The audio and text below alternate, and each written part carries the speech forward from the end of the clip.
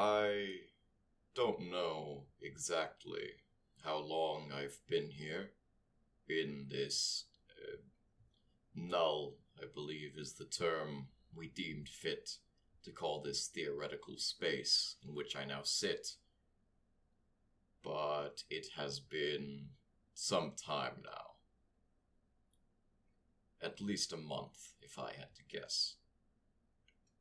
It is only now that I realize the strange, archaic device with which I am speaking into might not have picked up anything at all.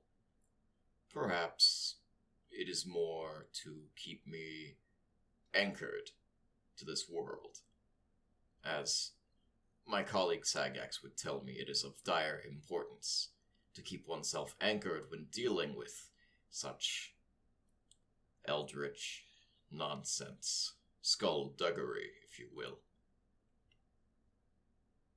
Well, if this thing is on, I guess it couldn't hurt to talk into it some. My name is Gerard-The-Wizard, or just Gerard for short. I am from the plane of existence originally, anyways, known as Anywhere. It is a lush, grassy place. It is pleasant this time of year, and it does not often snow. When it does, it is a gentle sort. Our walking deity there is a beautiful, statuesque being known as Anybody. I'm hesitant to say for certain what caused me to end up here. I only know that truly I am here now, and have been for perhaps it's been 2 months now, talking into this thing. Regardless, there is no reason to think too bleakly of my current circumstance. I'm a master of at least 3 types of magic in this veil of reality in which I used to once sit. Though as things break down and become more esoteric here at the edge, at the abyss, if you will, I fear that my reality was but one of many. That the planes I know are but one of many. That in the grand scheme of things I may be but an ant. One I would have much preferred to be more of a hand, even. Putting aside my existential diatribe, I suppose I should talk about where I'm from. As I said, Anywhere is a nice grassy place. It is calm most of the time. Tensions have been brewing between the dwarves and the elves and the what have you, lizard-skinned things as well. The humans. The spider people are doing fine, though. They are known for being good mediators. Perhaps it is because of their affinity for having 8 arms. They are able to shake many hands at once. I'm not sure. I'm no politician. Simply a sage of sorts.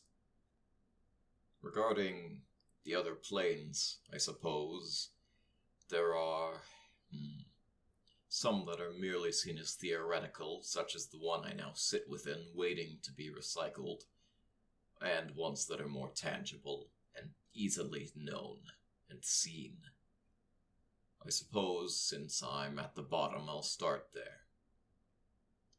The bottommost plane is known as the Null. It's theoretical, never proven truly to exist until now, I suppose, by my colleague Sagax and I.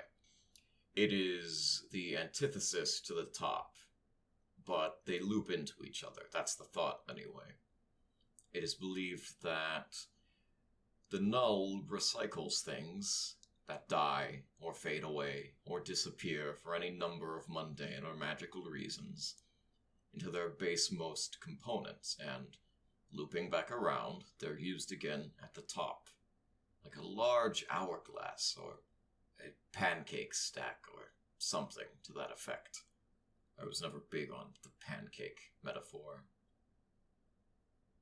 Or was that a simile? My prose is not of concern here. What matters is I am now in the great large recycling bin that is infinitely big. There's nothing else here, really, except me and this old-fashioned transmitting device. Not sure what it is, actually. I've just been throwing magic at it and hoping it will send something out. Maybe to give myself closure, knowing that somewhere my apprentice is hearing this, and they must know that I'm presently fine, at least. There are bad things that we believe come from here. The null, that is. We like to call them creatures, just for shorthand. They're made up of, without getting too ahead of myself, the magic known as uncolor magic. Think of it as if all of magic were this great, beautiful puddle of water of all sorts of colors. Uncolor, or unexistence, the unknown even, would be the oil sheen on top of it, not quite fitting in anywhere else, and yet above it all the same. They're made up of that uncolor stuff, and they are terrifying. They eat and erase what is known, and are held back by sanity and being anchored. Although Sagax would really rather if we just studied them, I think better of it personally. Every once in a while, in the null, a little bit of color flits by, carrying strange, esoteric, and eldritch knowledge that makes no sense to me personally. But it flits by regardless, uncaring for me, and what my feeble mortal mind can comprehend. I've just seen one recently. It was green in coloration. I'm not sure if that means it's tied to the magic, or if it's simply happenstance that it is that color. Just above the null on a planar map, which few have, is the someplace. The someplace is where the damned go, generally. Those that are banished from another plane are gone there. Some are unfortunate enough to have been born in the someplace. It is not a pleasant place. It is a grand expanse of gray, a forest of sorts that drains you. And once you run out of hope, or passion, or rage, or whatever keeps you going, you'll just fade away. I've seen it happen personally. It was horrible. I was horrified to see that someone could get so devoid of the emotion that makes them them that they would just cease existing. I'm not sure if that has to do with magic either, or if that's more of a fundamental portion of reality that one cannot bend, as they can bend the emotions of others with magic, or perception, or what have you. The someplace is a vast forest, black and white and gray, composed predominantly of lost souls, and those trying to escape. Above the someplace is a desert plain. I suppose I should specify now that I'm thinking to, that these planes are not connected normally. You cannot simply walk upward and reach one without usage of magic or ancient techniques of traversing planes. I've heard theory crafting that should one go high enough they could in theory reach them, but that is unlikely. It seems a cartoonish want to prove that. I've never pursued that line of thought very far. It doesn't seem fruitful, least of all in my current endeavor, in which I'm in a black expanse. It's not truly black, I don't think. It's just a lack of things, even color. even black. It's less than that. It's lonely. Right, where was I? Above the someplace is a desert plain known as somewhere. Ah, and regarding the someplace, earlier I stated that I had a walking god in my home plane of anywhere. Not every plane has that. There are only 4 of them that I know of, though there are also elementals who are very key to this whole existence thing, and various sages that exist, and all sorts of heroes, but none of them are walking gods. There are only 4 of those ones. Moving right along. Somewhere, the desert plain is a grand expanse of sand. There are only 2 oases. Oases? I'll have to ask Sagax about which one is correct next time I see him. Whatever that is. Right. 2 oases. That doesn't sound right. In which life has bloomed. A smaller town on one and a vibrant sister city. Sister city, I believe, is known as Aku. It is a great big place. Many walls. Was it Iris? I suppose it shows now, but I have not spent long in planes other than my home. Only small amounts, and often only because of the urging of Sagax. We've got to see what these other planes have, he would tell me. Sagax himself, well, I found him in the someplace, and let him out. He didn't seem like he liked it there very much, and I needed an alternate viewpoint to challenge my own. Although to Sagax, nothing matters, which does put a damper on the whole thing. Only progress, no matter what. Bit morbid, though, in my opinion. Where was I? Ah, right, the deserts. Somewhere is that vast desert, some oases, some towns, a random mine which seems to have butter in it.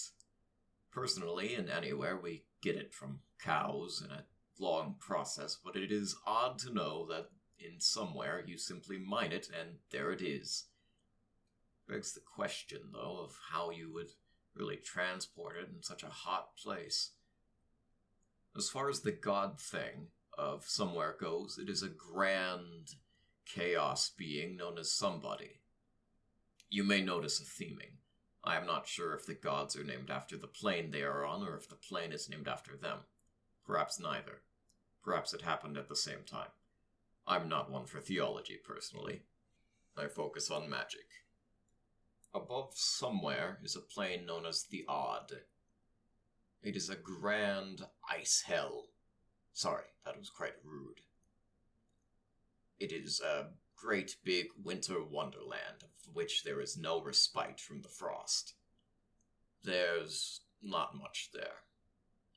There was some sort of ancient civilization beneath the ground, not like the dwarves of home. It seemed more like many-limbed, tendrilled things of some kind based on the architecture. They didn't seem to care whether or not you had a spine or any bones at all. So my assumption is there were strange, esoteric beasties with many legs and limbs and tentacles and what have you. There is a strange force in the Odd as well. I'm not sure what it is. It could be random ambient magic, or it could be some strange semi-demi half elemental. It's a strange combination of 2 kinds of magics interacting in such a way that you would think it's almost purposeful. In that, when I noticed a weird orb and tried to get near it, it rapidly blew away from me with the wind. Every time. I didn't pursue it very far past that. Above the Odd is the plane known as Everywhere. Everywhere is an incredible ocean of magic, in its purest, most imaginative form, that being gold magic, which I suppose I'll have to get into later. It is a vast ocean in which there is very little, if any, land. I've yet to see any, though there are floating mailmen in the skies, which I consider quite odd. I figure couriers would have better luck in another plane. One with land and people. It is mostly abandoned everywhere. I've sometimes seen architecture sticking out of the ocean, but I do not dwell there long. There's little for me there. It's not quite home. Above everywhere, at least theoretically, we like to list this place called the In-Between. It is a theoretical location that is believed to be the method in which one gets from one plane to another, the same way that the gods do. Of course, with magic, we merely blast until a rift opens, and we just step through, no in-between involved, so it's purely theoretical at this point. But, assuming it does exist, we've heard one thing and one thing alone about it from what little correspondence we get from the gods. It's very reflective, apparently. Above the in-between is the plane of Anywhere, my home plane. It's a grassy place, some webs, all sorts of strange creatures, that sort of thing. I will probably have to talk more about my home later. I'm currently on a roll with this planar map thing, so I'll continue it. Above Anywhere is a plane of, in a word, anti-magic, I believe. It is called the Norm. It is a strange place. As opposed to spaced out buildings, they are quite compact and close together, tall things. It is filled with this strange smog, this miasma that permeates the very air they breathe there. It seems so incredibly abhorrent. This smog suffocates magic itself, subverts it, but not in the way that purple magic subverts magic. It just kills it. It is a strange kind of pollution, born of an alleged feud between two gods, and now that whole plane is mundane and odd. Lots of merchants there, though. Not that I'd stay very long. Magic is all I have, really. Above the Norm is the plane known as Nowhere. It is a bright, white abyss with architecture lining it. The sky is blindingly light, and white, for that matter. It contains the god thing known as Nobody, and it slipped my mind, of course, as often it does, but everywhere has a god thing known as Everybody, which is the god thing of imagination, magic, reincarnation, that sort of thing. Nowhere has Nobody, order, stagnation. That's mostly it, actually. Who am I missing?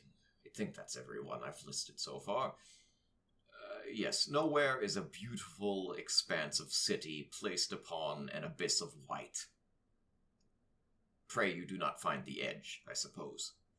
Above Nowhere, is another theoretical plane known as Begin, or Origin, or The Start, any number of things, really, depending on who you ask. Personally, I will stick with Begin.